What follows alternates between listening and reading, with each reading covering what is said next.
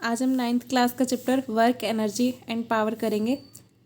इसे कंप्लीट करेंगे, एनसीईआरटी के क्वेश्चन आंसर्स भी करेंगे इसमें। फर्स्ट ऑफ ऑल, वर्क क्या होता है?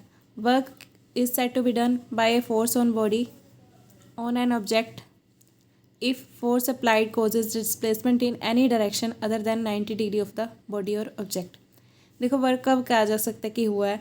जब आप किसी भी बॉडी को, सपोज करो ये पेन है, इसको आप ऐसे फोर्स लगा रहे हो, पुश कर रहे हो, फोर्स लगाया किसी बॉडी पे, तो वो डिस्प्लेस होगी। मतलब पहले यहाँ पड़ा था, फिर आगे चला गया।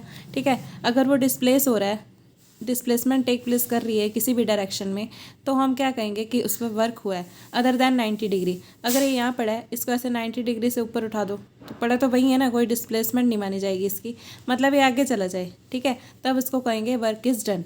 Okay, work is done when a box is dragged on the floor from one position to another. किसी बॉक्स को हम एक पोजीशन से दूसरे पोजीशन पे पुश करके लेके जा रहे हैं, तो हम कहेंगे उस पर वर्क हुआ है। ठीक है, in this case force is on box to drag. Force किस पे लगा रहे हैं हम? बॉक्स के ऊपर, उसे खींचने के लिए। इट ऑन फ्लोर मीन्स उसको फ्लोर पे, and box moves through certain distance between one position to another. तो बॉक्स क्या करता है, कुछ डिस्टेंस कवर किया उसने, एक पोजीशन से दूसरी पोजीशन तक मूव हो गया। ठीक है, अब मेजरमेंट ऑफ वर्क कैसे करते हैं? वर्क को कैसे मेजर करते हैं? वर्क होता है product of force and displacement in direction of force. Displacement direction की फोर्स में लेते हैं, इसमें product of force and displacement, इसको लिखते हैं एफ इंटू एस। ठीक है, वर्क डन होता है force into displacement in direction of force, ये इसका फॉर्मूला होता है। ठीक है, देखो इस टाइप से लिख के शो करते हैं इसको। W work is equals to force into displacement. Displacement को एस से डिनोट करते हैं, फोर्स को कैपिटल एफ से। ठीक है, ये वही चीज़ शो कर रखी है कि यहाँ पे कोई चीज़ पड़ी थी, इसको हमने पुश किया इनिशियल से फाइनल पोजीशन पे पहुँच गई, तो इसमें डिस्प्लेसमेंट कितनी हुई? एस। ठीक है, अब देखो वर्क डन के यूनिट्स क्या होते हैं? वर्क डन का फॉर्मूला क्या होता है? Force into displacement. फोर्स का यूनिट होता है न्यूटन, डिस्प्लेसमेंट का होता है मीटर। तो इसका ऐसा यूनिट हो गया न्यूटन मीटर, या फिर इसको जूल कहते हैं। ठीक है, जूल से डिनोट करते हैं। डायन, या फिर हो गया इसका सीजीएस सिस्टम में डायन सेंटीमीटर। सीजीएस सिस्टम में फोर्स का होता है डायन और डिस्प्लेसमेंट का होता है सेंटीमीटर, तो ये क्या हो गया? डायन सेंटीमीटर, या फिर इसको बोलते हैं अर्ग। ठीक है, अर्ग, और उसका ऐसा यूनिट क्या था? जूल। अब देखो वन अर्ग क्या होता है? वन अर्ग की डेफिनेशन क्या होती है? फोर्स अगर वन डायन है, डिस्प्लेसमेंट 1 सेंटीमीटर है, तो वर्क क्या होगा? 1 डायन इंटू 1 सेंटीमीटर। ठीक है, उसमें क्या होता है, सीजीएस सिस्टम में सेंटीमीटर और डायन होता है ना, तो इसको डायन इंटू सेंटीमीटर, 1 डायन इंटू 1 सेंटीमीटर 1 अर्ग के इक्वल होता है। इफ़ 1 डायन फोर्स इज अप्लाइड ऑन ए, ये भूत वाली डायन नहीं है। ठीक है, ये ऐसा यूनिट, सॉरी सीजीएस यूनिट है उसका। सीजीएस सिस्टम में इसका फोर्स का यूनिट होता है डायन। इफ़ 1 डायन force is applied on a body, अगर किसी बॉडी के ऊपर 1 डायन फोर्स लगा रहे हैं, and displacement of body 1 centimetre, displacement उसके 1 centimetre in the direction of force, then work done is will be 1 erg. ये डायरेक्शन ऑफ फोर्स इसे बोलते हैं, क्योंकि अब अगर इस डायरेक्शन में हम फोर्स लगा रहे हैं, तो इसी डायरेक्शन में मूव कर रहे हैं ना, इसलिए बोलते हैं इसको ऐसा। फोर्स इंटू डिस्प्लेसमेंट फॉर्मूला इसका होता है, इसलिए इसको ये क्या बोलते हैं? 1 डायन फोर्स लगे और क्या लगे? 1 सेंटीमीटर डिस्प्लेसमेंट हो, तो वो क्या होगा? वर्क डन 1 अर्ग होगा। ठीक है, अब नेक्स्ट देखो ऐसा यूनिट में newton metre, newton into metre equals to joule होता है। 1 जूल की डेफिनेशन क्या होती है? फोर्स 1 न्यूटन है, डिस्प्लेसमेंट 1 मीटर है, न्यूटन इंटू मीटर 1 जूल। ठीक है, अब ये रिलेशन बिटवीन जूल एंड अर्ग क्या होता है? 1 जूल इक्वल्स टू होता है 1 न्यूटन इंटू 1 मीटर। 1 अर्ग किसके इक्वल होता है? 1 डायन इंटू 1 सेंटीमीटर। 1 न्यूटन जो होता है ना, 10⁵ सेंटीमीटर, सॉरी सेंटीमीटर बोल दिया, 10⁵ डायन्स के इक्वल होता है। ये जब भी डायन आता है कुछ ना कुछ मिस्टेक होती है। और ये 1 मीटर क्या किसके इक्वल होता है? 10⁻² सेंटीमीटर। अब इससे क्या निकल गया? न्यूटन मीटर क्या होता है? जूल। ठीक है, ये डायन और सेंटीमीटर क्या होता है? ये क्या हो गया? 10⁻7 अर्ग। इट मीन्स इससे हमारे पास क्या आ गया? 1 जूल इज इक्वल्स टू 10⁻7 अर्ग। ये ऐसे निकाला, 1 joule is equals to 1 newton into 1 metre. 1 newton किसके इक्वल है? 10⁻5 डायन के। ठीक है, ये इसके इक्वल पुट कर दिया। अब 10⁻2 सेंटीमीटर, ये इसके इक्वल पुट कर दिया, तो ये 10⁻7 अर्ग के इक्वल आ गया। 1 जूल इक्वल्स टू 10⁻7 अर्ग। ये आप रिलेशन याद रख लेना, इसमें होता है। ठीक है, अब देखो आपके पास फोर्स पॉजिटिव, नेगेटिव और जीरो वर्क डन कब होता है? जब आपका force and displacements are in same direction, जब वो सेम डायरेक्शन में होंगे, फोर्स भी इस डायरेक्शन में लग रहा है, डिस्प्लेसमेंट भी ऐसे ही हो रही है, फोर्स और डिस्प्लेसमेंट में एंगल कितना हो गया, बन ही नहीं रहा कोई एंगल, तो जीरो एंगल हो गया, 0 डिग्री। तो ये क्या होगा, work done will B positive. जब जीरो एंगल होगा मीन्स एक ही डायरेक्शन में, जिस डायरेक्शन में हम फोर्स लगा रहे हैं उसी डायरेक्शन में मूव कर जाए, तो वो क्या होगा, पॉजिटिव वर्क डन।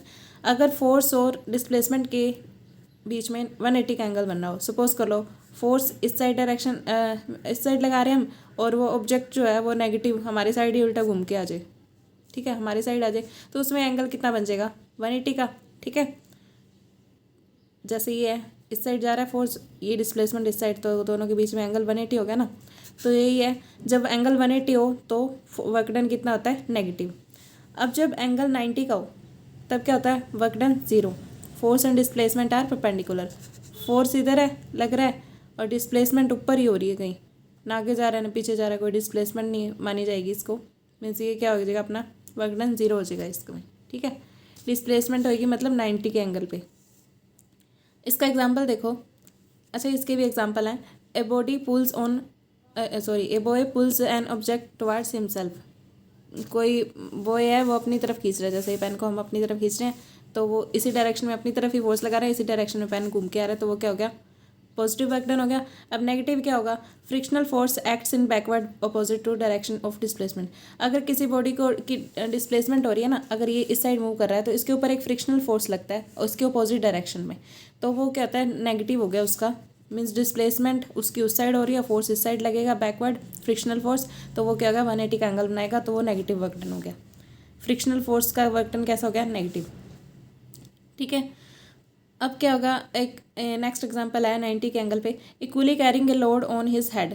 एक कूली जो है उसके हेड के ऊपर रख के कोई लोड लेके जा रहा है। In this case gravitational force is acting vertically downward. Gravitational force तो नीचे की तरफ लगेगा ना, weight of load, and displacement is along horizontal direction. Displacement कहाँ है, हॉरिजॉन्टल डायरेक्शन में हो रही है ना, जिधर वो मूव कर रहा है। That is force and displacement are perpendicular to each other.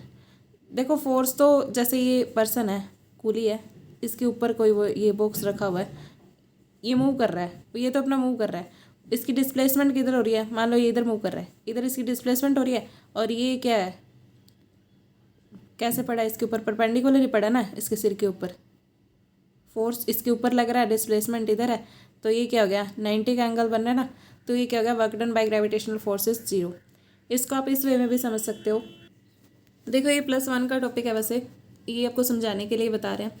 Work done is equals to force into displacement होता है ना, फोर्स इंटू डिस्प्लेसमेंट हटा के वो उसका वो हटाने के लिए, जैसे देखो ये डिस्प्लेसमेंट इधर है, डिस्प्लेसमेंट को यहाँ पे डी से या एस से किसी से भी डिनोट कर सकते हो आप, यहाँ पे डी से कर रखा है हमने। डिस्प्लेसमेंट इस साइड है और फोर्स इस साइड लगा रहे हैं हम, तो इनके बीच में एंगल कितना बनना है, थीटा, सपोज कर लिया थीटा एंगल बनना है इन दोनों के बीच में, ठीक है। जब हम वर्क डन कैलकुलेट करते हैं तो हम फोर्स और displacement in one direction consider करते हैं, ठीक है। We make components of force, तो हम क्या करते हैं, फोर्स के कंपोनेंट बना लेते हैं। जैसे ये देखो फोर्स इधर है, डिस्प्लेसमेंट आपकी इधर है, ठीक है। अब ये क्या किया हमने, इसके साथ में एंगल कितना बन रहा है, थीटा। अब ये इसके ना हमेशा दो कंपोनेंट्स लेते हैं, एक तो इस साइड एक इस साइड, तो ये वाला कंपोनेंट कितना हो जाएगा, जो थीटा के साथ वाला होता है एफ कोस थीटा हो जाएगा, इसके दूसरा कंपोनेंट हो जाएगा एफ साइन थीटा, ठीक है, इस साइड में। अब ये क्या हो जाएगा, जब हम थीटा 0 ले लेंगे तब क्या हो जाएगा, F D cos theta show करते हैं इसको, ठीक है, एफ डी कोस थीटा लेते हैं जब एफ इंटू डी को ओपन करते हैं उनके प्रोडक्ट को, ये आएगा एफ डी कोस 0 डिग्री। कोस 0 की वैल्यू होती है 1, कोस 0 1 होता है, साइन 0 0 होता है, कोस 90 0 होता है, साइन 90 1 होता है, कोस 180 -1 होता है। ये आपके +1 का टॉपिक है, वैसे समझाने के लिए आपको बता रहे हैं कि वर्क डन ये कैसे आ रहा है आपका, पॉजिटिव नेगेटिव और 0 कैसे आ रहा है। तो कोस 0 की वैल्यू 1 होती है, तो यहाँ पे 1 आ गया, तो वर्क कितना आ गया, force into displacement. When force and displacement are in same direction work done will be maximum. जब फोर्स और डिस्प्लेसमेंट एक ही डायरेक्शन में होंगे, ये हम एक ही डायरेक्शन में ले रहे हैं ना, फोर्स और डिस्प्लेसमेंट एक ही डायरेक्शन में जाएंगे, तो एंगल कितना बनेगा, 0। तो कोस 0 1 होता है, तो ये एफ इंटू डी आ गया, ये पॉजिटिव आ रहा है अपने पास, ठीक है। अब जब थीटा 90 होगा, कोस 90 की वैल्यू 0 होती है, ये अपवर्ड डायरेक्शन में हमने किया था ना थर्ड केस में, वर्क डन 0 होता है, वो कूली लोड उठा के चल रहा होता है। ये 90 का एंगल बन रहा है फोर्स और डिस्प्लेसमेंट के बीच में, हमने मान लिया डिस्प्लेसमेंट इधर है और फोर्स यहाँ पे लग रहा है ऐसे, 90 के एंगल पे कोस 90 0 होता है, तो वर्क डन कितना हो गया, 0, ठीक है। वो थर्ड केस था उसमें, जब जो भी हमने पहले देखा था। थीटा की वैल्यू जब 180 हो जाएगी, मीन्स फोर्स इस साइड लग रहा है, डिस्प्लेसमेंट इस साइड है, तो बीच में एंगल कितना बन गया, 180 का, ठीक है। अब थीटा इज इक्वल्स टू 180 है, तो क्या हो गया, work done is equals to F D cos 180। Cos 180 की वैल्यू होती है -1, तो ये क्या आ गया, वर्क इक्वल्स टू -FD, मतलब ये नेगेटिव आ गया ना।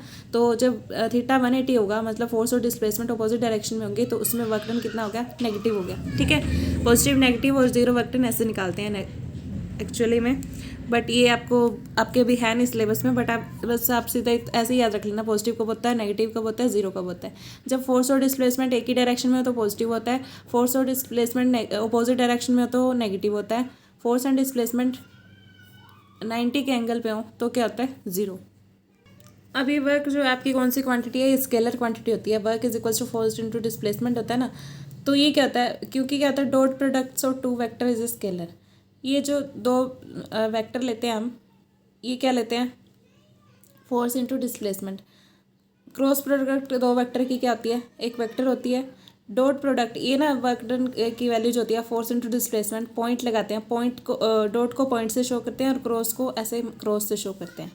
ठीक है, ऐसे क्रॉस से इसको डॉट को डॉट से शो करते हैं। ये डॉट मल्टीप्लिकेशन होती है फोर्स इनटू डिस्प्लेसमेंट में। Force into displacement, dot product of two vectors is a scalar. इनकी डॉट प्रोडक्ट जो होती है ना दो वेक्टर्स की, वो स्केलर क्वांटिटी होती है, इसलिए वर्क डन क्या आता है आपका, स्केलर है। वर्क डन कैसी क्वांटिटी है, स्केलर क्वांटिटी है। ठीक है, इसका यूनिट होता है जूल, 1 जूल होता है 10⁻⁷ अर्थ। ये अभी हमने पीछे कैलकुलेट भी किया था। अब ये एनर्जी क्या होती है, एनर्जी क्या होती है, कैपेसिटी टू डू वर्क, हम कितना वर्क कर सकते हैं। जब कोई बंदा काम करता है तो क्या होता है, वो टायर्ड फील करता है, तो उसको क्या लगता है कि उसने कुछ खो दिया है, he lost something which he must regain to work done. तो क्या कहता है कि उसको कुछ चाहिए दोबारा से वर्क करने के लिए, कहते हैं ना हम बहुत थक गए, हमें दोबारा काम करने के लिए कुछ चाहिए, कोई एनर्जी चाहिए। Weak man can't do work more work, weak man जो होगा वो ज़्यादा वर्क नहीं कर पाएगा। He get tired after doing small work done, small work करने के बाद वीक पर्सन जो है वो टायर्ड हो जाएगा। A strong man can continue to work for longer duration, जो स्ट्रॉन्ग मैन होगा वो ज़्यादा टाइम तक काम कर पाएगा। ठीक है, something that a working man loses, जो चीज़ उसने खो दी, मतलब काम करते करते किसी पर्सन ने, वो क्या होती है, एनर्जी। एनर्जी लूज हो जाती है। डेफिनेशन क्या है एनर्जी की, तो ये क्या था, जितनी जिसके पास एनर्जी होगी उतना ज़्यादा वर्क कर सकेगा। ठीक है, कैपेसिटी ऑफ डूइंग वर्क और total work done by a man और by an agent is called energy of man और एजेंट। सिंपल वे में इसको कह सकते हो, capacity to do work is called energy. इसके यूनिट्स क्या होते हैं, ऐसा यूनिट होता है जूल, सीजीएस सिस्टम में इसका यूनिट होता है अर्ग। ठीक है, ये आगे पावर का सिस्टम आ गया आपका। एनर्जी के ये यूनिट्स हो गए। Forms of energy, forms of energy में काफ़ी सारी है, बट आपके सिलेबस में सिर्फ है मैकेनिकल एनर्जी। मैकेनिकल एनर्जी क्या होती है, energy possessed by body due to its state of rest और motion is called mechanical energy. It is found in two forms. Energy जो है कोई बॉडी पोजेस करती है तो वो स्टेट ऑफ रेस्ट और मोशन में होती है, तब पोजेस करती है, उसको बोलते हैं mechanical energy. It is of two forms, दो फॉर्म्स की होती है, kinetic energy, potential energy. Potential energy क्या होती है, possessed by virtue of its position, position की वजह से, मतलब ये फिक्स पोजीशन पे बैठी हो, मतलब एक ही जगह पे स्थिर हो, वो मूव ना कर रही हो, तो उसमें कौन सी एनर्जी होती है, पोटेंशियल एनर्जी, मीन्स रुकी हुई एनर्जी। काइनेटिक एनर्जी क्या होती है, body in motion possesses more energy because it can do work on other object. ये बॉडी जो होती है मोशन में होती है, तब क्या करती है, जैसे कोई बॉडी बहुत हैवी घूमती हुई आ रही है, तो आगे उसके कुछ चीज़ पड़ी है, उसको भी पुश कर देगी वो। ये body in motion possesses more energy because it can do work on another object, दूसरे ऑब्जेक्ट पे भी काम कर सकती है। Energy of body due to its motion is called kinetic energy. जो एनर्जी उसमें प्रोड्यूस होती है उसके मोशन की वजह से, उसको बोलते हैं kinetic energy. Energy possessed bye a moving bicycle, example के लिए ले रखा है ये, रनिंग वाटर की, शूटिंग एरो की, ब्लोइंग वाइंड की। ठीक है, spinning around the nucleus, nucleus के अराउंड जो इलेक्ट्रॉन रिवॉल्व करते हैं, उसकी एनर्जी भी कौन सी होती है, क्योंकि वो मोशन में है ना, तो वो कौन सी एनर्जी होगी, काइनेटिक एनर्जी। अब हम करेंगे काइनेटिक एनर्जी का डेरिवेशन।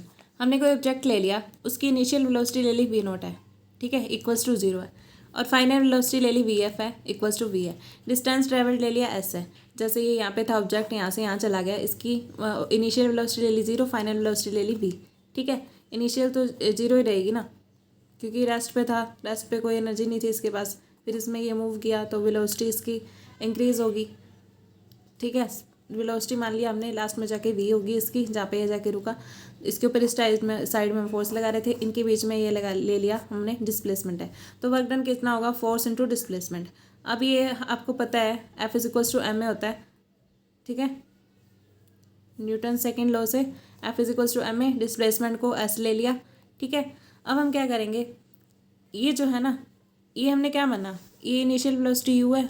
फॉर्मूला क्या होता है, we square minus U square is equals to 2as होता है ना, इक्वेशंस ऑफ मोशंस की वजह से, वो वाली याद है ना, V square minus U square is equals to 2as होता है। अब इसमें देखो यहाँ से आपकी a की वैल्यू क्या आ जाएगी, a इज इक्वल्स टू आ जाएगा V square minus U square upon में 2s, ये आ गया ना आपके पास। ठीक है, अब ये आपने इनिशियल वेलोसिटी कितनी मानी है, 0, इसको 0 पुट कर दो। a की वैल्यू क्या आ गई यहाँ से, वी स्क्वायर बाय में 2s। अब वी स्क्वायर बाय 2s यहाँ पे पुट कर दो a की वैल्यू, इसमें जो अभी हम सॉल्व कर रहे थे, F work is equals to force into displacement, इसमें पुट कर दी V square by 2s, S से एस कैंसिल, तो ये क्या बच गया, हाफ एम वी स्क्वायर। तो काइनेटिक एनर्जी का फॉर्मूला होता है half M we square. Work done क्या होता है, kinetic energy gained by the body. Work done कैसे निकालते हैं, kinetic energy gained by the body, जितनी energy kinetic energy body gain कर रही है, मीन्स जब हम कोई भी बॉडी के ऊपर वर्क कर रहे हैं तो वो क्या करेगी, मूव करेगी, मोशन में होएगी। तो मोशन में कब होएगी, मोशन में होएगी तो उसमें काइनेटिक एनर्जी प्रोड्यूस होएगी। हम ये कह सकते हैं कि उसके ऊपर वर्क कितना हुआ जितनी उसके अंदर काइनेटिक एनर्जी प्रोड्यूस हुई है। ठीक है, तो काइनेटिक एनर्जी होती है half M we square. Okay, अब नेक्स्ट आपके पास आता है वर्क एनर्जी थ्योरम क्या होती है। ये क्या होता है, work done is equals to F force into displacement, F की वैल्यू कहती है एम ए एस आ गया। इनिशियल वेलोसिटी हमने मान ली यू है, किसी ऑब्जेक्ट की फाइनल वेलोसिटी मान ली वी है। अब ए की वैल्यू यहाँ से क्या आती है, we square minus U square by 2s। ठीक है, ये आई थी ना, अभी हमने उसी सूत्र निकाली थी, V square minus U square is equals to 2as होता है ना, वहाँ से ए की वैल्यू जो निकाली थी V square minus U square by 2s, A की वैल्यू ये होती है, उसमें हमने पुट कर दी M A, work done is equals to force into displacement था ना, एम ए इंटू एस था, ए में इसकी वैल्यू पुट कर दी। सिमिलर पीछे वाला प्रोसेस कर रहे हैं हम। ये क्या हो गया, half M we square minus half M U square, S से एस कैंसिल हो गया, तो ये क्या हो गया, फाइनल काइनेटिक एनर्जी होगी इनिशियल काइनेटिक एनर्जी। तो ये वर्क एनर्जी थ्योरम क्या कहती है, work done by an object is equals to change in kinetic energy. ये क्या होगी, इनिशियल काइनेटिक एनर्जी, ये final kinetic energy. Final kinetic energy और इनिशियल काइनेटिक एनर्जी में कितना चेंज आया, कितना डिफरेंस आया, वो क्या होता है work done. Work done by an object equals to change in kinetic energy, ये आपकी होती है वर्क एनर्जी थ्योरम। ठीक है, ये आपका वैसे आगे नेक्स्ट लेवल के लिए काम आएगा, +1 के लिए। अभी आप समझने के लिए देख लो एक बार बस। Relation between kinetic energy and momentum, kinetic energy और मोमेंटम के बीच में क्या रिलेशन होता है। काइनेटिक एनर्जी क्या होती है, हाफ एम वी स्क्वायर होती है ना, इसको एम से मल्टीप्लाई कर दो, एम से डिवाइड कर दो, कोई फर्क तो नहीं पड़ेगा।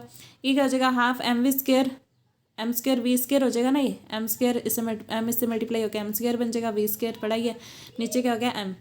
एम वी क्या होता है, पी क्या होता है, मोमेंटम होता है, P is equals to M V होता है। अब ये क्या हो गया, एम स्क्वायर वी स्क्वायर क्या बन गया, पी स्क्वायर बाय 2m। ये काइनेटिक एनर्जी और मोमेंटम में रिलेशन होता है, kinetic energy is equals to P square by 2m।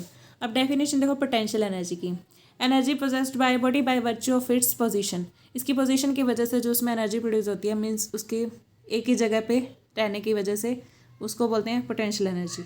Example के लिए वाटर स्टोर पड़ा हुआ हो किसी डैम में, तो वो क्या करेगा, पोटेंशियल एनर्जी प्रोड्यूस करेगा ड्यू टू इट्स पोजीशन, एक जगह पे स्थिर है, बैठा हुआ है। ठीक है, stone lying on top of hill और माउंटेन, माउंटेन के ऊपर या हिल के ऊपर जो स्टोन पड़ा हो, उसमें कौन सी होगी, पोटेंशियल एनर्जी होगी, क्योंकि एक जगह पर पड़ा है। स्ट्रेच्ड और a compressed spring has potential energy due to its shape. ये क्या जो पोटेंशियल एनर्जी होती है ना, या तो इसकी शेप की वजह से होती है या कॉन्फ़िगरेशन की वजह से होती है। अब ये जो है स्ट्रेच्ड कंप्रेस्ड, या तो उसको स्प्रिंग को हमने स्ट्रेच कर दिया, खींच के रखा हुआ है, या फिर उसको कंप्रेस करके दबा के पुश करके रखा हुआ है, मतलब वो एक ही पोजीशन पे है, तो वो कौन सी होगी, उसकी शेप की वजह से कौन सी एनर्जी होगी, इसमें potential energy. When spring is stretched और compressed work is done on it, उसके ऊपर वर्क डन होता है। ठीक है, जब उसको स्ट्रेच करते हैं, कंप्रेस करते हैं। This work done is stored as potential energy, ये पोटेंशियल एनर्जी कहते हैं, जितना हम वर्क करते हैं ना, वो पोटेंशियल एनर्जी के रूप में उसमें स्टोर हो जाता है। तो वो अगर कोई बॉडी मूव कर रही है, तो जो हम वर्क उसके ऊपर कर रहे हैं, उसमें काइनेटिक एनर्जी में कन्वर्ट हो जाता है वर्क डन। ठीक है, और जो बॉडी हमने एक जगह पे मतलब रख के छोड़ दी, उसके ऊपर हम फोर्स लगा रहे हैं, वर्क डन कर रहे हैं, तो वो वर्क डन क्या होगा, उसमें पोटेंशियल एनर्जी के रूप में स्टोर हो जाएगा। मतलब पोटेंशियल एनर्जी और काइनेटिक एनर्जी दोनों ही क्या है, वर्क डन की ही फॉर्म है। वर्क डन जितना हम करते हैं उस रूप में वो एनर्जी उसमें स्टोर हो जाती है। ठीक है, उस स्प्रिंग में स्टोर हो जाएगी। A bound spring of a watch has potential energy due to its shape, watch का स्प्रिंग भी जो होता है वो क्या होता है, शेप की वजह से उसमें पोटेंशियल एनर्जी होती है।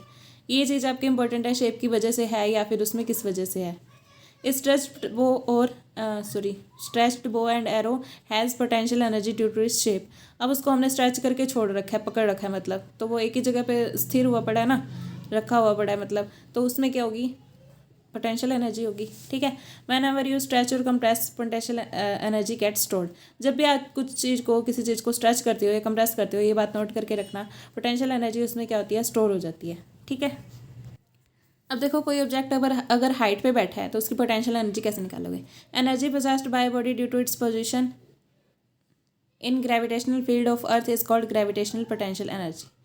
जब कोई बॉडी के ऊपर बॉडी एनर्जी प्रोसेस कर रही है ड्यू टू इट्स पोजीशन की वजह से किसी ग्रेविटेशनल फील्ड में ऑन अर्थ के ऊपर बढ़ी हुई है, is called gravitational potential energy. ठीक है, consider a block of mass m which is to be raise to a height h। हमने एक ब्लॉक ले लिया m मास का, जिसको हमने हाइट h पे लेके जाना है। Force required to raise lift block must be. उसको ऊपर रेज करने के लिए फोर्स कितना लगेगा, वो किसके इक्वल होगा, ग्रेविटेशनल फोर्स के इक्वल। ठीक है, क्योंकि उसके ऊपर जितना हम उसको ऊपर खींचेंगे नीचे ग्रेविटी भी तो लगेगी ना उसके ऊपर, तो फोर्स क्या लगेगा उसके ऊपर, ग्रेविटेशनल फोर्स कितना लगेगा, mg। ठीक है, let applied force on block. हमने मान लिया कि फोर्स के उसके ब्लॉक के ऊपर हमने जितना फोर्स अप्लाई किया वो है mg, and block is raise to height h। और ब्लॉक क्या है, हाइट h के ऊपर रेज हो गया। ये हमने mg वेट का था, इसके ऊपर जितना ये इसका ये है उतना ही तो फोर्स लगाना पड़ेगा ना इसके ऊपर, तभी ये ऊपर रेज होएगा। वर्क डन क्या होता है, फोर्स इनटू डिस्प्लेसमेंट। फोर्स कितना लगाया हमने, mg। ठीक है, और हाइट क्या होगी, डिस्प्लेसमेंट h हो गया इसमें, तो ये क्या हो गया, माइनस mg/h। माइनस क्यों लिया, क्योंकि जब ग्रेविटी नीचे की तरफ लग रही है और वर्क डिस्प्लेसमेंट ऊपर की तरफ हो रही है, तो उसके ऊपर क्या होगा, नेगेटिव लेंगे हम उसको, क्योंकि ये क्या है, नीचे की तरफ लग रही है, तो ये ग्रेविटी तो नीचे की तरफ ही लगती है ना हमेशा, तो फोर्स ऊपर की तरफ लग रहा है, मीन्स डिस्प्लेसमेंट और नेगेटिव डायरेक्शन में, तो हम इसको नेगेटिव लेते हैं, नेगेटिव वर्क डन होगा इसके ऊपर। अगर ये एक ही डायरेक्शन में हो, ग्रेविटी भी नीचे और उसको भी नीचे खींच रहे हैं, तो क्या होगा, इसमें पॉजिटिव वर्क डन होगा, तो इसमें हम प्लस mgh ले लेंगे। ठीक है, तो इसका मतलब क्या होगा, उसमें एनर्जी कितनी स्टोर थी, mgh थी। ओके, ये तो क्या लग गया, वर्क डन लग गया ना उस पर, तो एनर्जी स्टोर्ड कितनी होगी बॉक्स में, mgh। Work done by applied force is equals to f जितना हमने फोर्स उसके ऊपर f लगाया, उसके बाद उसका वर्क डन कितना हुआ, w is equals to F H cos 0 degree, क्योंकि ये क्या है, देखो अब देखो, work done by applied force, जो हमने फोर्स अप्लाई किया वो इस डायरेक्शन में किया, डिस्प्लेसमेंट भी इस डायरेक्शन में हो रही है, तो इसको क्या लेंगे, ये पॉजिटिव वर्क डन हो जाएगा। इसमें एंगल कितना बनना है, 0 डिग्री। ये कैसे आता है पॉजिटिव नेगेटिव, ये बताया जा रहा है।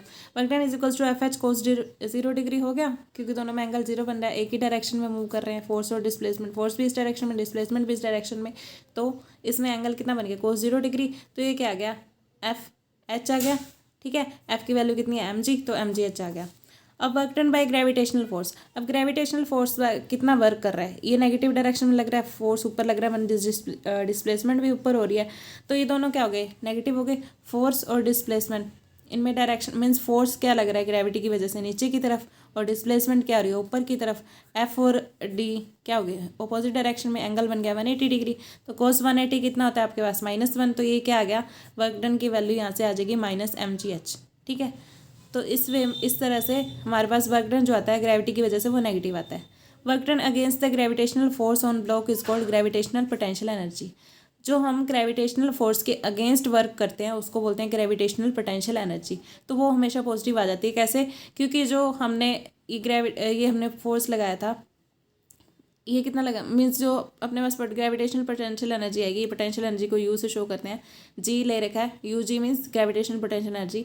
ये कितनी आएगी, work done by the gravitational force, ये कितना था -mgh, उसका अपोजिट नेगेटिव होता है मीन्स, ठीक है, अगेंस्ट द ग्रेविटेशनल फोर्स, उसके अपोजिट वर्क उल्टा वर्क करेंगे तो क्या आएगा, इसका नेगेटिव और हो जाएगा, तो ये क्या आ गया +mgh। अब नेक्स्ट आपके पास आता है law of conservation of energy. ये क्या कहता है, states that energy can nether be created nor be destroyed. ना तो हम एनर्जी को क्रिएट कर सकते हैं, ना ही उसको खत्म कर सकते हैं। It can be only transport form, कोई भी एनर्जी ना वो कभी खत्म नहीं होती, एक फॉर्म से दूसरी फॉर्म में कन्वर्ट हो जाती है। जैसे ये कोई चीज़ यहाँ से एक बॉल थी, दूसरी बॉल पे आके उसने पुश किया, तो उसकी एनर्जी वो तो आके रुक गई, उसकी एनर्जी उसमें ट्रांसफर होगी, मतलब खत्म नहीं हुई, वो किसी दूसरे को मिल गई। ठीक है, conservation of energy during the free fall of a body, हमने निकालना law of conservation of energy को प्रूव करेंगे हम। Consider an object of mass lying and position B, हमने मान लिया कि कोई ऑब्जेक्ट है यहाँ पे बी पोजीशन पे पड़ा था। It is made to fall free, हमने क्या किया, इसको फ्रीली फॉल कर दिया, ऊपर से नीचे फेंक दिया, सीधा सीधा नीचे आ रहा है वो।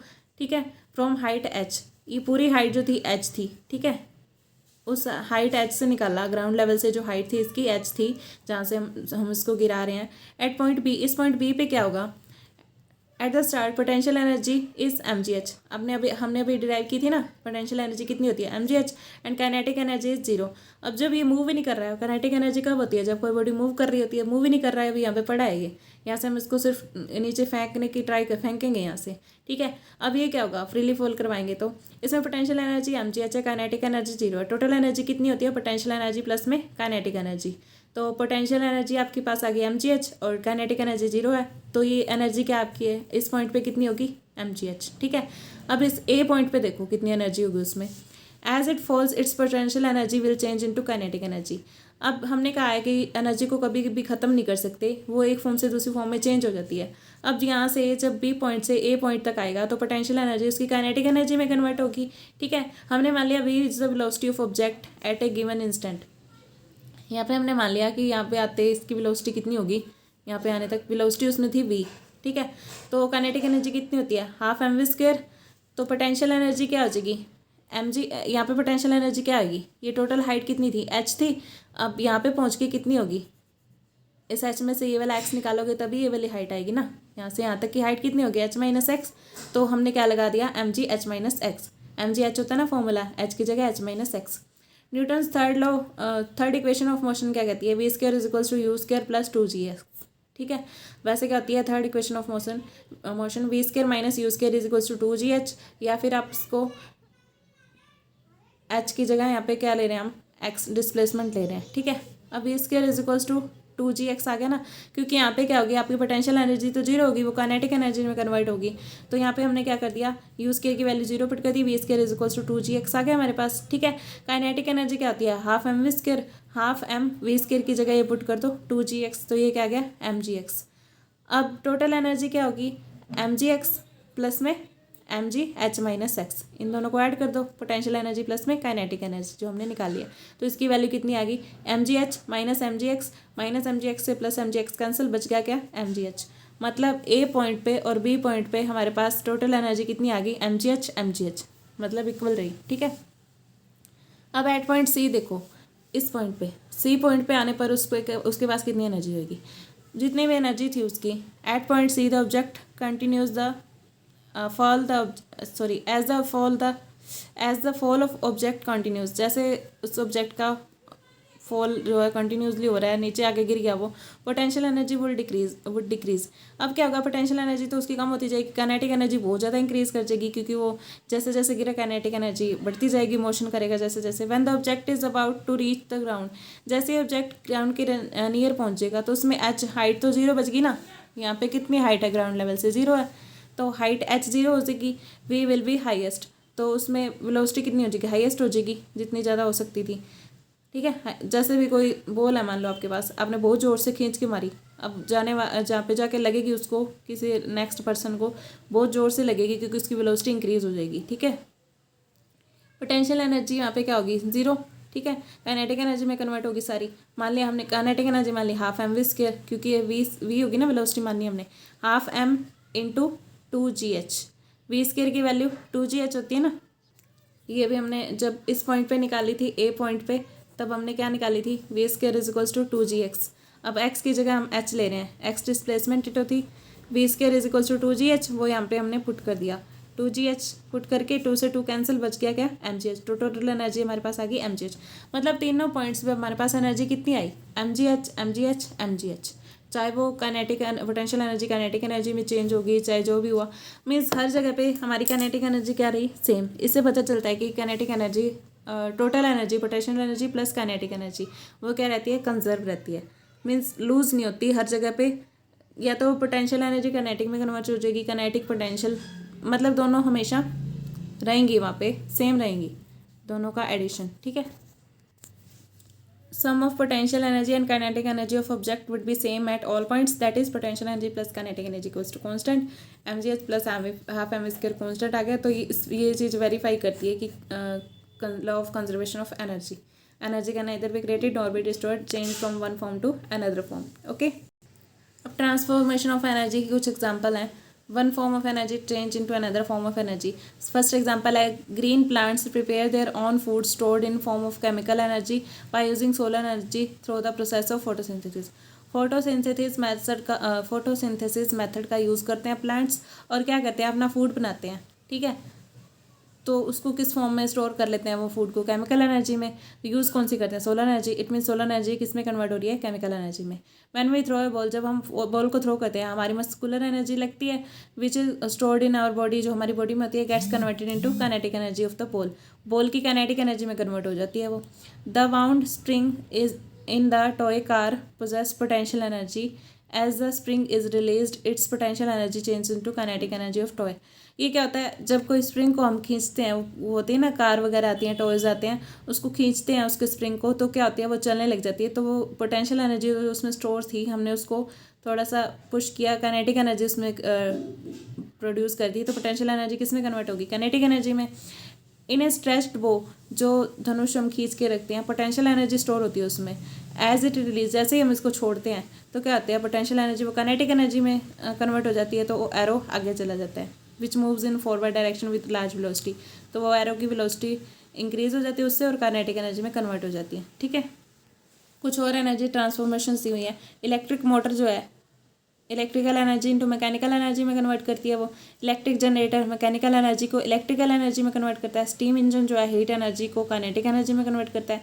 इलेक्ट्रिक बल्ब जो है इलेक्ट्रिकल एनर्जी लेके लाइट ग्लो कर देता है, उसको लाइट एनर्जी में कन्वर्ट कर देता है। ड्राई सेल जो है केमिकल एनर्जी को इलेक्ट्रिकल एनर्जी में कन्वर्ट करता है। सोलर सेल जो है लाइट एनर्जी को इलेक्ट्रिकल एनर्जी में कन्वर्ट करता है, ठीक है। ये कुछ अनदर ट्रांसफॉर्मेशन दी हुई है। ये जो एनर्जी होती है ये भी आपकी स्केलर क्वांटिटी होती है। पावर भी स्केलर क्वांटिटी होती है। पावर को किससे रिप्रेजेंट करते हैं, work done per unit time, ठीक है। Rate of doing work is called power. जितना हम कितने टाइम में कितना काम कर सकते हैं उसको बोलते हैं power. Young man can do work in 5 minutes, old man 10 minutes. 5 minutes में कितना काम किया, 10 मिनट्स में कितना काम कर सकते हैं उसको बोलते हैं डूइंग वर्क। रेट क्या होता है, कितने टाइम में कितना काम कर सकता है, ठीक है। और एनर्जी क्या होती है, rate of capacity to do work. Rate of doing work in case of machines is higher as compared to man। जो काम करने की क्षमता है वो मशीन्स में ज़्यादा होती है as compare to man. Simple है, ये तो पता ही है। Amount of work done is in certain period of time. अच्छा, certain period of time means मान लो हमने 5 मिनट्स में कुछ काम किया, नेक्स्ट 5 मिनट्स में कुछ काम किया, नेक्स्ट 5 में कुछ काम किया, हर बार अलग अलग काम किया, तो उन सब का क्या होगा, रेट कितना है, मीन्स उसका कितना आ रहा है, टोटल कितना काम किया 15 मिनट्स में, उसको बोलेंगे रेट ऑफ वर्क डन, ठीक है। उसको पावर बोलेंगे, कितना वर्क डन किया हमने। Power is given by work done per unit time, कितने टाइम में कितना काम किया। पावर क्या कहती है, determines the ability of individual, मतलब vary in case of each person. हर एक पर्सन के अपना अपना अलग अलग पावर होती है काम करने की, कितना वर्क किया कितने टाइम में उसका निकाल सकते हैं हम। यूनिट क्या होता है इसका, पावर का, work done per unit time, joule per second, ठीक है। जूल पर सेकंड होता है और इस जूल पर सेकंड को हम वॉट से डिनोट करते हैं। वॉट को, ये जूल पर सेकंड को वॉट किसने दिया था, given by James Watt. James Watt ने दिया था 1736 से 1819 के बीच में। 1 वॉट क्या होता है, पावर। 1 वॉट किसके इक्वल होता है, power is equals to 1 joule per 1 second per unit 1 second is equals to 1 watt. It means क्या हो गया, it is power of individual to do 1 joule of work in 1 second. 1 second में कोई 1 joule work कर रहा है कोई, तो उसको बोलेंगे 1 वॉट पावर, ठीक है। पावर को एनर्जी की टर्म्स में कैसे लिखेंगे, एज वर्क डन कितना होता है, amount of energy consume. Work done को हम लिखते हैं कितनी एनर्जी कंज्यूम की, वो वर्क डन होता है। और पावर क्या होती है, एनर्जी कंज्यूम्ड पर यूनिट टाइम। पावर क्या होगी, जूल पर सेकंड, पावर के units. Rate of energy consumed in power and also rate of doing work is power. हमने कितनी एनर्जी कंज्यूम की वो भी क्या होगी, पावर, ठीक है। एनर्जी कंज्यूम्ड की किसी के ऊपर वर्क करने के लिए, किसी चीज़ के ऊपर, उस चीज़ ने कितनी एनर्जी कंज्यूम की उसको बोलेंगे power.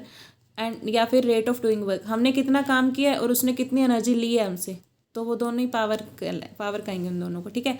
Bulbs are of 60 watt, 80 watt, 100 watt. Bulb क्या होते हैं, 60 वॉट के, 80 वॉट के, 100 वॉट के। तो ये क्या करते हैं, पावर को रिप्रेजेंट करते हैं। 60 वॉट का मतलब क्या होता है, bulb will consume electrical energy 60 joule in 1 second time. 1 second में बल्ब जो है 60 जूल एनर्जी लेगा, ठीक है। बिगर यूनिट ऑफ पावर क्या होता है, किसी के ऊपर भी ऐसे लिखा होता है ना 60 वॉट, 80 वॉट, इसका मतलब यही होता है कि 1 सेकेंड में इतनी एनर्जी लेगा वो, बिगर यूनिट ऑफ पावर कितना होते हैं, किलोवाट होते हैं, मेगावाट होते हैं। किलोवाट कितना होता है, 1000 वॉट्स के इक्वल होता है। मेगावाट किसके इक्वल होता है, 10⁻⁶ वॉट्स के equal. Other units of power कौन से हैं, हॉर्स पावर हो गया, 1 हॉर्स पावर किसके इक्वल होता है, 746 वोट की। ठीक है, ये किससे आता है, 18th सेंचुरी में आया था ये। जेम्स वॉट ने एक एक्सपेरिमेंट किया था to compare output of steam engine को कंपेयर करने के लिए उसने क्या किया, नंबर ऑफ हॉर्सेस लिए, how many horses could take place और रिप्लेस वन स्टीम इंजन। एक स्टीम इंजन को कितने वो रिप्लेस कर सकते हैं, प्लेस कर सकते हैं, मतलब खींच सकते हैं, तो वो उसको नंबर ऑफ हॉर्सेस, इसलिए इसको हॉर्स पावर बोल दिया था। Engine power in vehicles horse power होती है। पहले के टाइम में व्हीकल्स में इंजन पावर जो होती थी हॉर्स पावर होती थी। मतलब ये कंपेयर करके बताया था, इसने नंबर ऑफ हॉर्सेस यूज़ किए थे भी उसको स्टीम इंजन को रिप्लेस करने के लिए। अब इन दिनों में क्या होता है, ब्रेक हाउस पावर, अब BHP लिखा होता है। ठीक है, commercial unit of electrical energy क्या होता है, measured in kilowatt our, basically इसको मेजर करते हैं। 1 किलोवाट किसके इक्वल होता है, 1000 वॉट्स के। In terms of electrical energy 1 kilowatt hour किसके इक्वल होता है, 1000 वॉट्स आर के, 1000 वॉट्स आर। ठीक है, 1000 वॉट्स को किससे डिनोट करते हैं, जूल पर सेकेंड से, ये लिख दिया हमने। तो ये आर में कितने सेकंड्स होते हैं, 3600 सेकंड्स, एस से एस कैंसल, तो 1 किलोवाट आर आ गया इक्वल्स टू 3.6 इंटू 10⁻⁶ जूल। ठीक है, ये वैल्यू होती है 1 किलोवाट आर की। तो measure electrical energy we use kilowatt hour. Electrical energy को मेजर करने के लिए हम किलोवाट आर का यूज़ करते हैं। ठीक है, इलेक्ट्रिक मीटर इन हाउसेज, इलेक्ट्रिक मीटर जो हाउसेज में होते हैं, show reading in kilowatt hour, वो क्या करते हैं, किलोवाट आर में अपनी रीडिंग शो करते हैं। ठीक है, अच्छा, जो 1 किलोवाट आवर होता है वो 1 यूनिट से शो करते हैं। 1 यूनिट, हमारे जो बिल आता है वो भी इसी फॉर्म में आता है। 1 यूनिट का मतलब होता है 1 किलोवाट आवर। ठीक है, इलेक्ट्रिकल मेजरमेंट में ये 1 यूनिट का यूज़ करते हैं, 1 किलोवाट आवर का। एंड जो 1 हॉर्स पावर होती है ना, वो 746 वोट के इक्वल होती है, और 1 किलोवाट किसके इक्वल होता है, 1000 वोट के। अब आपके न्यूमेरिकल्स कैसे आएंगे इसमें, power is equals to work done per unit time होता है ना, वर्क डन को कैसे लिख सकते हैं, फोर्स इंटू डिस्प्लेसमेंट पर यूनिट टाइम।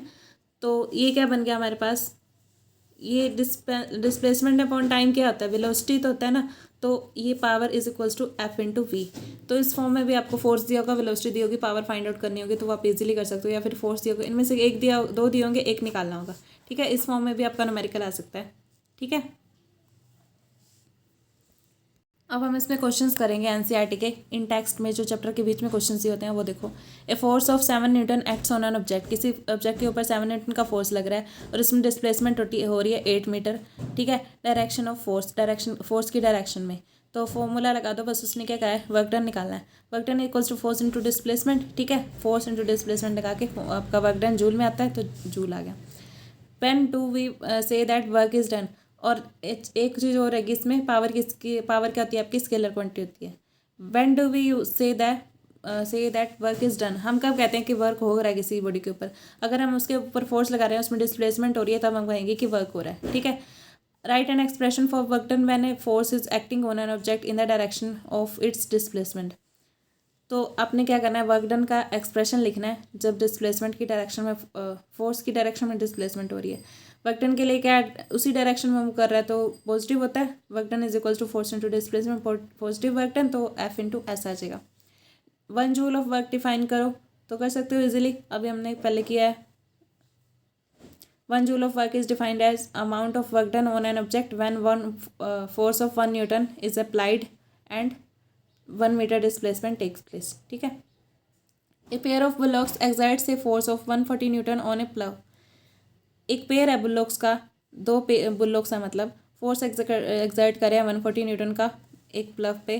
ठीक है, the field being ploughed in 15 metre long, 15 metre long है, मतलब डिस्प्लेसमेंट मान लो इसकी 15 मीटर है।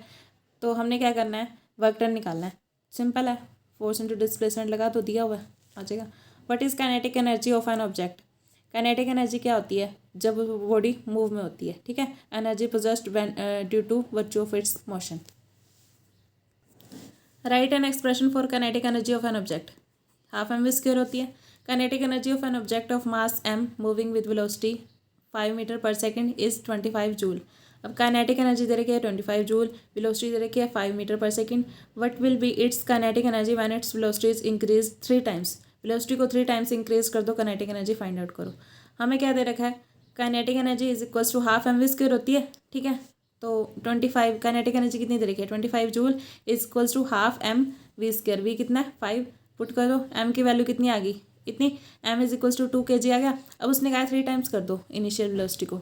अब हम क्या करेंगे, वेलोसिटी को 3 टाइम्स करेंगे तो क्या आ जाएगा हमारे पास, इसको 3 पुट कर दो, बस 3 से मल्टीप्लाई कर दो, 15 आ जाएगा ना, 15 स्क्वायर आ जाएगा यहाँ पे, इसकी जगह 5 की जगह। तो हाफ इंटू एम की जगह 2 था, ठीक है, half M we square 2 into 15 का स्क्वायर, ये आ गया अपने पास, ठीक है।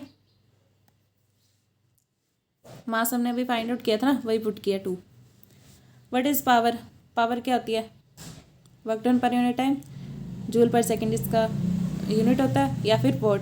1 वाट ऑफ पावर डिफाइन करो, power is equals to work done per unit time होता है, 1 जूल वर्क होता है जब 1 सेकेंड में, तो उसको बोलते हैं 1 watt power. A lamp consumes 1000 joule of electrical energy in 10 second, what is power.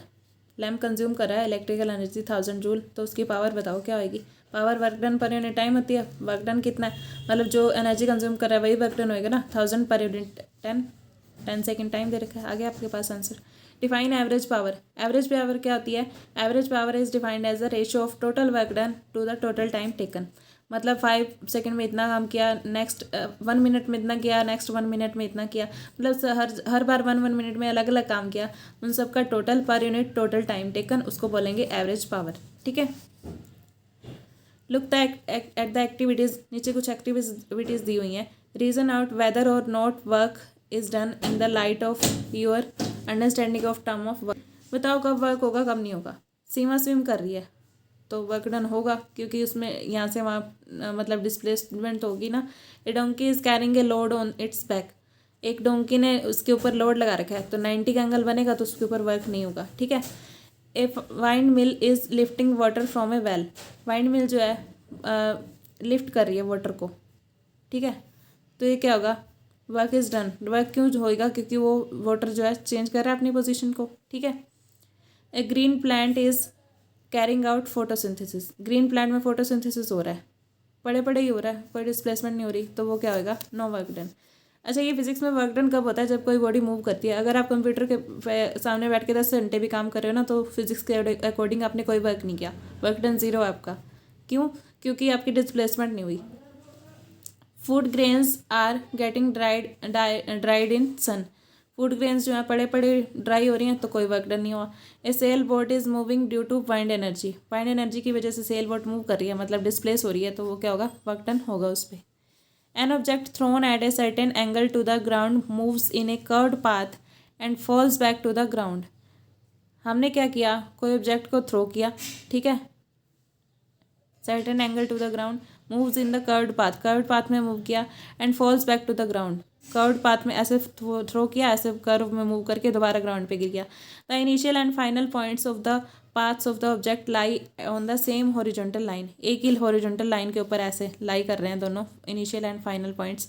What is the work done by the force of gravity on the object, gravity के force की वजह से उस पर हमने वर्क डन निकालना है। As we know that work done is product of force and displacement, here in this case displacement in the direction of gravitational force change in height। अभी ग्रेविटेशनल फोर्स की वजह से निकालना है हमने वर्क डन, ग्रेविटेशनल फोर्स तो यहीं लग रहा है एक ही जगह पे, तो क्या होगा, 0 होगा, ठीक है, सेम हॉरिजॉन्टल लाइन पे लग रहा है। उसने कहा है चेंज इन हाइट, क्योंकि यहाँ पे चेंज इन हाइट नहीं हुआ कुछ भी, यहाँ पे आया था इसी जगह पे आ गया, हाइट कुछ भी नहीं हुई, मतलब नीचे से ऊपर वाला जब भी कंसेप्ट आए अपने हाइट देखनी है, ऐसे डिस्प्लेसमेंट नहीं देखनी। So work done by the force of gravity on the object is 0, ठीक है। ग्रेविटी की वजह से वैसे भी आप हाइट ही चेक करोगे। ए बैटरी लाइट्स ए बल्ब, एक बैटरी में बल्ब जल रहा है।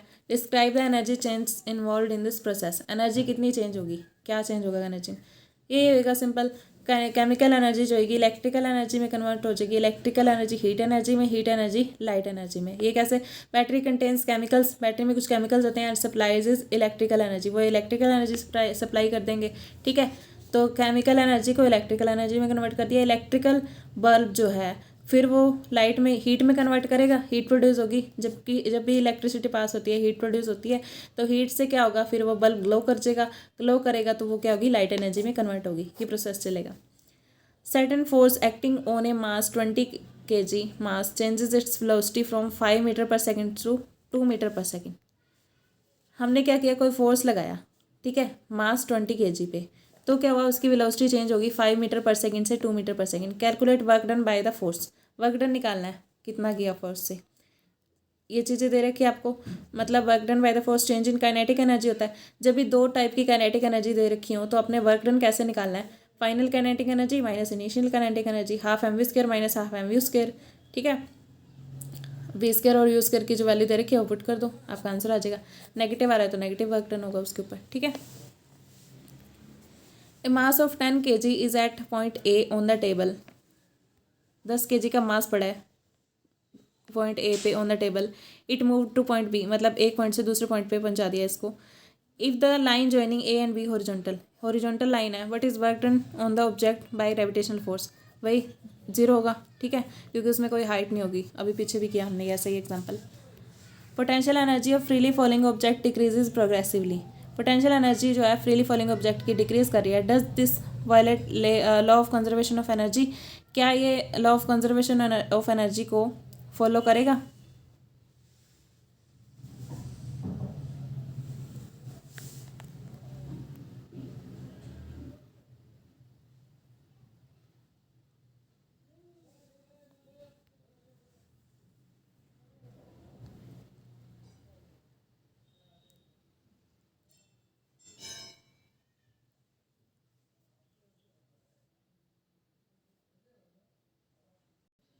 इट मीन्स आपका ये क्या कह रहा है कि उसमें वो उसका लॉस तो नहीं हो गया law of conservation of energy का।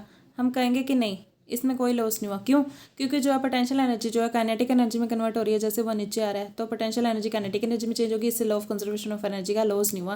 पोटेंशियल एनर्जी और काइनेटिक एनर्जी मतलब टोटल है दोनों का सेम रहेगा हर जगह पे। नेक्स्ट क्वेश्चन है, what is various energy transforms that occur when we are riding on bicycle, जब हम साइकिल चला रहे हैं तो कौन सी एनर्जी किस में कन्वर्ट होगी? मस्कुलर एनर्जी जो होगी काइनेटिक एनर्जी में कन्वर्ट हो जाएगी। Does the transfer of energy take place when you push a huge rock with all your might and fail to move it, क्या जो ट्रांसफर एनर्जी का वो होगा, किसी आप भारी सी चट्टान के ऊपर फोर्स लगा रहे हो रॉक के ऊपर और वो हिल नहीं रही है, आप उसको मूव करने में अनेबल हो, तो क्या उसके ऊपर आपकी एनर्जी स्पेंड हुई? When we push a huge rock then the rock also exerts a large force on us. Newton third law क्या कहता है, जब हम किसी चीज़ के ऊपर there is equal and opposite force, ठीक है, किसी चीज़ के ऊपर फोर्स लगाते हैं तो वो हमारे ऊपर उतना ही फोर्स लगाती है। Muscular energy spent by us in the process is use to oppose the huge force acting on us due to rock, वो जो हमने लगाया था वो हमारे ऊपर ही खर्च हो गया, ठीक है। A certain house hold has consume 250 units of energy during a month, किसी घर में 250 यूनिट्स कंज्यूम करें एनर्जी का एक मंथ में। How much energy in is this in joules, joules में ये कितनी होगी? 250 यूनिट्स का मतलब क्या होता है? 250 किलोवाट आवर, ठीक है। किलोवाट का मतलब क्या होगा? किलोवाट आवर में इसको कन्वर्ट करेंगे, किलो में 1000 वाट, किलोवाट में 1000 वाट हो जाएंगे, आर में 3600 सेकेंड्स हो जाएंगे। बस ये जूल सेकेंड होता है ना उसका यूनिट्स, जूल और सेकंड में कन्वर्ट करना था। मीन्स ये क्या हो गया अपने पास, वाट किसके इक्वल होता है? जूल पर सेकंड के, ठीक है। वाट किसके इक्वल होता है? जूल पर सेकंड के, तो ये क्या आ गया अपने पास सेकंड, तो ये सेकंड से सेकंड कैंसिल, ये बच गया हमारे पास इतना जूल, ठीक है। An object of mass 40 kg is raise to a height of 5 metre above the ground, कोई 40 kg का मास का ऑब्जेक्ट है, उसको हमने रेज किया 5 metre above the ground. What is its potential energy, इसकी पोटेंशियल एनर्जी क्या होगी? If object is allowed to fall, हमने अलाउ कर दिया उसको फॉल करने के लिए। Find its kinetic energy when it is half way down, जब ये आधे मार्ग में, आधे वे में, हाफ वे में पहुंच गया तब इसकी बताओ काइनेटिक एनर्जी कितनी होगी।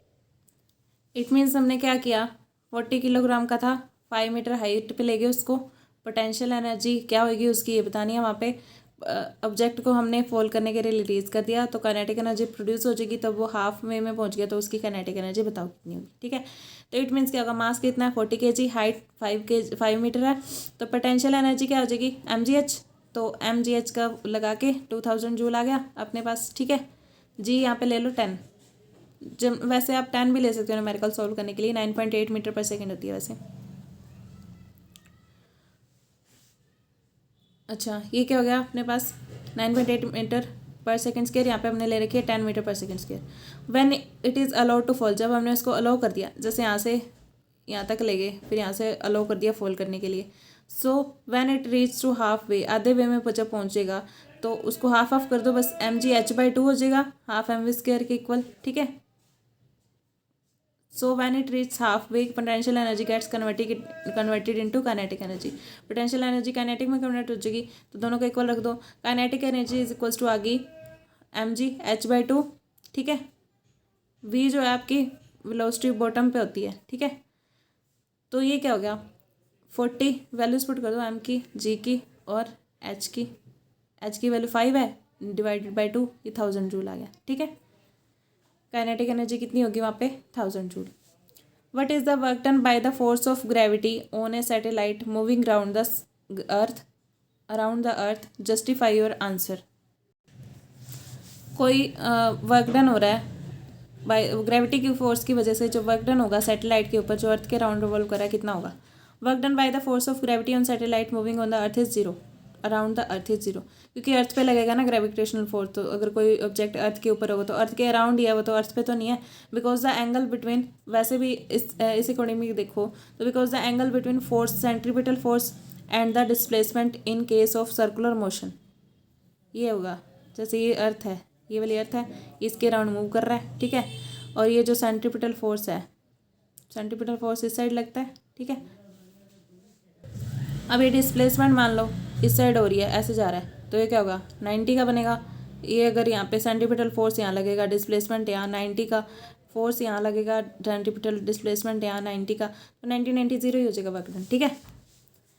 Can there the displacement of an object in the absence of any force acting on it, क्या डिस्प्लेसमेंट हो सकती है ऑब्जेक्ट में, कोई फोर्स एक्ट ना कर रहा हो तो बताओ इसका डिस्कशन करके।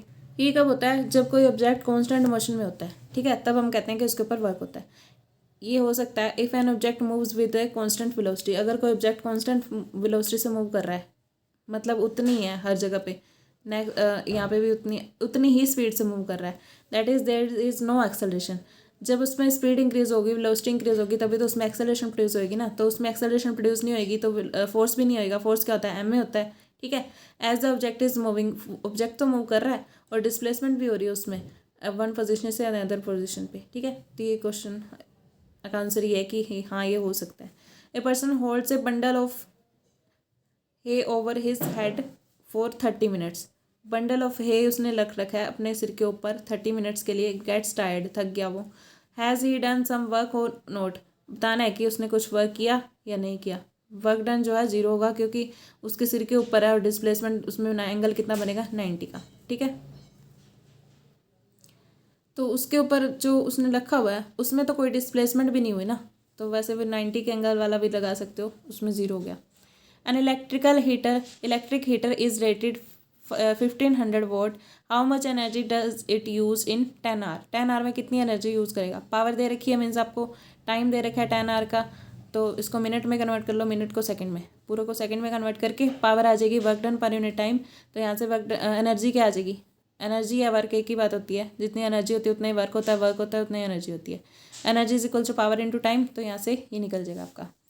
Illustrate the law of conservation of energy by discussing the energy changes which occur when we draw a pendulum bob to one and allow it to oscillate। हमने क्या किया, which occur when we draw a pendulum bob to one side, हमने क्या किया, एक side में ले गए इसको और अलो कर दिया ऑसिलेट करने के लिए। why does the bob eventually come to rest, ये रेस्ट पे कब आए, क्यों आएगी। what happens to its energy eventually, and इसकी एनर्जी के साथ क्या हुआ। is it a violation of law of conservation of energy, क्या ये कंजर्वेशन ऑफ एनर्जी लॉ को फॉलो करना छोड़ देगी, ठीक है। Let a simple pendulum be suspended from a rigid support S, हमने इस रिजिड सपोर्ट एस से सिंपल पेंडुलम को यहाँ पे रख दिया। And O S be equilibrium position of the pendulum, O S जो इक्विलिब्रियम पोजीशन है, मतलब यहाँ पे बीच में। लेट द पॉइंट, ये बीच वाली मेन पोजीशन को इक्विलिब्रियम पोजीशन बोलते हैं, ठीक है। Let the pendulum be displace to a position P, हमने मान लिया इसको यहाँ पे पी पे ले गए हम, ठीक है। अब यहाँ पे रेस्ट पे था ये, ठीक है। At position P the pendulum has potential energy, it means इसके पास यहाँ पे पोटेंशियल एनर्जी कितनी होगी, mgh। यहाँ से देखो ये h हाइट पे है ना, तो mgh रेज ऊपर की तरफ है। When the pendulum is released from position p, इसको p से छोड़ा, it begins to move towards o, तो o की तरफ जाएगा, ठीक है। The speed of pendulum increases, यहाँ से यहाँ पे आने पे एकदम इसकी स्पीड इंक्रीज हो जाएगी and its height decreases, height कम होगी और स्पीड इंक्रीज होगी, ठीक है। हाइट कम होगी, स्पीड इंक्रीज होगी, ठीक है। हाइट डिक्रीज होगी, स्पीड, दैट मीन्स इसका मीन्स क्या हुआ, potential energy is converting into kinetic energy, ये पोटेंशियल एनर्जी काइनेटिक एनर्जी में कन्वर्ट होगी। स्पीड इंक्रीज होने का मतलब क्या होता है, जब बॉडी मोशन में होती है तभी उसमें काइनेटिक एनर्जी प्रोड्यूस होती है ना। तो at position O whole the potential energy of pendulum converted into kinetic energy, सारी पोटेंशियल एनर्जी काइनेटिक में कन्वर्ट होगी। Pendulum swings to other side due to inertia of motion, अब ये इनर्शिया ऑफ मोशन की वजह से यहाँ से आगे चला जाएगा, ठीक है। इनर्शिया ऑफ मोशन का मतलब क्या है कि अगर कोई बॉडी रेस्ट पे है तो वो रेस्ट पे ही रहना चाहेगी फर्स्ट लॉ के अकॉर्डिंग, अगर वो मोशन में है तो मोशन में ही रहना चाहेगी। यहाँ पे आने के बाद ये मोशन में ही रहना चाहेगा तो ये क्यू पोजीशन पे चला जाएगा। As the pendulum begins to move towards Q the speed of pendulum decreases, तो ये क्यू की तरफ जाते जाते इसकी स्पीड डिक्रीज होने लग जाएगी, क्योंकि उसमें एनर्जी काइनेटिक एनर्जी में जितनी हाईएस्ट यहाँ पे हो जाएगी उसके बाद कम होने लग जाएगी, ठीक है। ये कम क्यों होने लग जाएगी, क्योंकि ये जो है ना अपनी तरफ मीन पोजीशन इसको अपनी तरफ खींचता है, ठीक है। ये काइनेटिक एनर्जी इसकी कम होने लग जाएगी। The speed of pendulum decreases and height increases, height increase होगी means kinetic energy converting into potential energy. At point Q all the kinetic energy converted into potential energy, यहाँ पे आने पर काइनेटिक एनर्जी सारी जो है पोटेंशियल में convert होगी। यहाँ पे पोटेंशियल थी, यहाँ पे आते हुए काइनेटिक में, काइनेटिक फिर पोटेंशियल में कन्वर्ट होगी यहाँ पे आके, ठीक है। तो क्या हुआ, thus we find that potential energy is converted into kinetic and vice versa, ठीक है। बट द टोटल एनर्जी हमेशा क्या रहेगी, कांस्टेंट। इट मीन्स क्या हो रहा है ये law of conservation of energy को फॉलो कर रहा है। When the pendulum oscillate in air, जब पेंडुलम जो है एयर में ऑसिलेट करता है, the air friction opposite it's motion, तो ये क्या करता है, एयर फ्रिक्शन जो है इसका मोशन को रोकता है। So some part of kinetic energy pendulum used to overcome this friction, ठीक है। तो क्या होता है, कुछ पार्ट जो होता है काइनेटिक एनर्जी का इस फ्रिक्शन को ओवरकम करने में चला जाता है, काइनेटिक एनर्जी कुछ वहाँ पे चली जाती है। With the passage of time, जब टाइम चला बीत जाता है तब क्या होता है, energy of the pendulum goes on decreasing, तो इससे क्या होता है वो पेंडुलम की एनर्जी कम होने लग जाती है क्योंकि वो एयर में ट्रांसफर हो जाती है एंड फाइनली बिकम जीरो, और लास्ट में वो जीरो हो जाती है। The energy of pendulum is transferred to atmosphere, so energy being transferred that is the converted from one form to another form, violation of law of conservation of energy takes place. तो यहाँ पे कोई violation of energy, conservation of energy नहीं हुआ, मतलब conservation of energy rule follow हो रहा है यहाँ पे, ठीक है। An object of mass M is moving with constant velocity V, mass M का कोई ऑब्जेक्ट है, वेलोसिटी वी से मूव कर रहा है। How much work should be done on the object in order to bring the object to rest, इस पर कितना वर्क करना पड़ेगा उसको रेस्ट पे लाने के लिए। जब भी ऐसा कुछ दिया हो तो आपने क्या लगाना है, half M we square minus half M we square M U square, kinetic energy दे रखी है ना, वर्क डन निकालना है ना हमने। एम मास का कांस्टेंट वेलोसिटी वी से मूव कर रहा है, तो इसको ऑब्जेक्ट को रेस्ट पे लाना है हमने, तो हमने मास मान लिया एम, इनिशियल वेलोसिटी यू और फाइनल वेलोसिटी मान ली वी, ठीक है। क्योंकि वो कांस्टेंट वेलोसिटी से मूव कर रहा है, कांस्टेंट का मतलब जितनी पहले थी उतनी लास्ट में, U is equals to V है। Final velocity V is equals to zero, ठीक है। V is equals to zero क्यों, क्योंकि हमने उसको रेस्ट पे लाना है। वर्क डन क्या हो गया, half M we square minus half M we square, बस ये वैल्यूज पुट कर दो। अब क्या आ जाएगा, work done is equals to minus half M we square, work done that should be done is order to bring the object to rest is equals to half M we square. तो work done क्या होता है, positive लेना है हमने, half M we square आ जाएगा। Calculate work required to done to stop a car of 1500 kilogram moving at velocity और to 60 kilometre per hour, velocity उसकी है 60 किलोमीटर पर आवर, वर्क कितना चाहिए अपने को इसको रोकने के लिए, ठीक है। 60 इंटू 5/18, ये क्या करते हैं 5/18 से मल्टीप्लाई कर देते हैं जब हमें मीटर पर सेकंड में कन्वर्ट करना होता है। अब किलोमीटर पर आवर दिया हो ना तो उसको मीटर पर सेकंड में कन्वर्ट करते हैं इसको यूनिट, ऐसा यूनिट में कन्वर्ट करने के लिए। तो ये क्या हो जाएगा अपने पास 5/18 से मल्टीप्लाई कर देते हैं। 5/10 से क्यों करते हैं, 5 क्या होता है 1000, ठीक है, किलोमीटर में 1000 मीटर होते हैं और इसमें आर में 3600 सेकेंड होते हैं, ये कैंसिल, 2 5 ज़ा 10, 2 18 ज़ा 36, तो ये 5/18 से मल्टीप्लाई कर देते हैं। ये आ जाएगा आपके पास final velocity V is equals to zero है, क्योंकि उसको हमने रोकना है, फाइनल वेलोसिटी वी उसकी जीरो बनानी है। तो kinetic energy, magnitude of change in kinetic energy work done, ये कितना होगा, half M we square minus half M we square. ये वैल्यूज पुट करके आपके पास वर्क डन कितना आ जाएगा, इक्वल्स टू -625,000/3। ये आ गया आपके पास आंसर। ठीक है, सॉल्व करके। In each of following a force F is acting on the object mass M, the direction of displacement is from west to east. ये क्या होता है, ईस्ट इधर होता है, वेस्ट ये होता है ना, ऐसे होता है, ईस्ट वेस्ट नॉर्थ साउथ। अब हमेशा उसने क्या कहा है, वेस्ट टू ईस्ट है, इस साइड में है direction of motion. Observe the figure carefully and state whether the work done by the force is negative, positive और जीरो। आपने बताने की नेगेटिव है, पॉजिटिव है या जीरो है। ये क्या बन रहा है, फोर्स और डिस्प्लेसमेंट में एंगल 90 का, तो zero, work done zero. Force और डिस्प्लेसमेंट एक ही डायरेक्शन में, तो वर्क डन पॉजिटिव। फोर्स और डिस्प्लेसमेंट नेगेटिव डायरेक्शन में, तो वर्क डन नेगेटिव।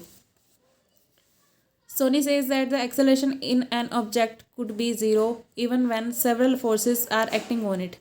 एक्सेलरेशन किसी ऑब्जेक्ट में जीरो हो जाती है, हो सकती है अगर उस पर बहुत सारे फोर्स एक्ट कर रहे हो। आप इससे एग्री हो या नहीं?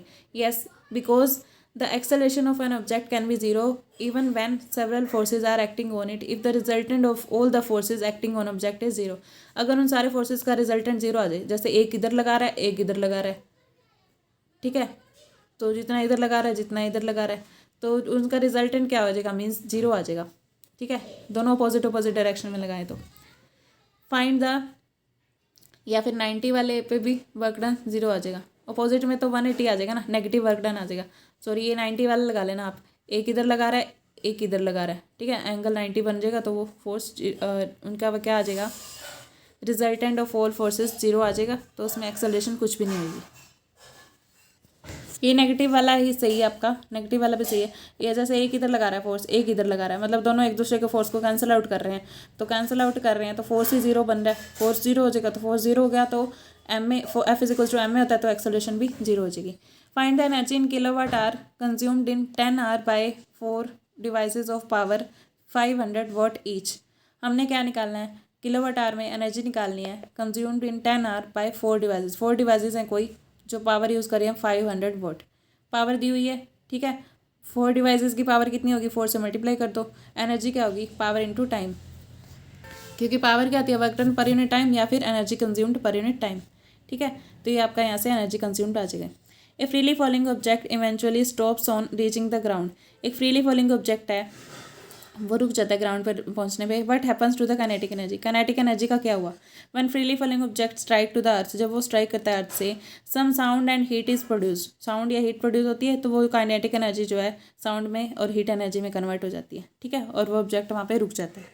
तो ये चैप्टर आपका यहाँ पे फिनिश हो गया। I hope you understand. Thank you so much.